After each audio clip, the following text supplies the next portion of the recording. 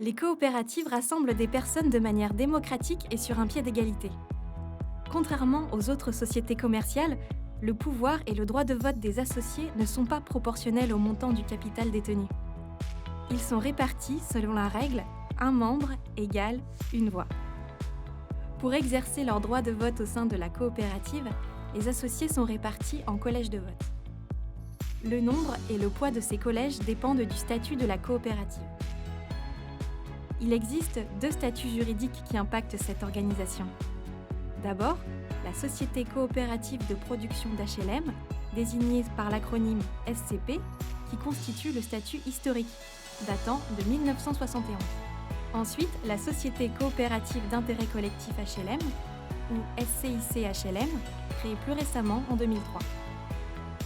Dans le cas des SCP, les sociétaires sont répartis en deux grands collèges, celui des bénéficiaires et celui des investisseurs, dans lesquels les structures coopératives ont une place particulière.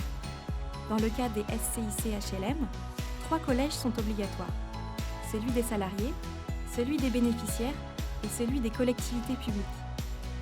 Les statuts de la coopérative peuvent prévoir d'autres collèges supplémentaires dont ils fixent librement le poids des votes. Aucun collège ne peut détenir plus de 50% des droits de vote afin de garantir la représentativité et l'expression de chacun. Quel que soit le statut, SCP ou SCIC HLM, l'objet social poursuivi par les COP HLM est identique. Ainsi, tous les coopérateurs bénéficiaires des services sont, par l'intermédiaire de leur collège de vote, associés à la gouvernance de leur coopérative. Et réciproquement, toutes les parties prenantes des autres collèges, les investisseurs par exemple, sont invités à devenir associés.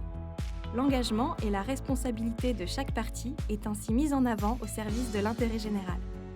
En étant présent, en donnant son pouvoir à un autre coopérateur ou en renvoyant son bulletin de vote par correspondance, la participation de tous les coopérateurs à leur assemblée générale est un acte important de démocratie coopérative.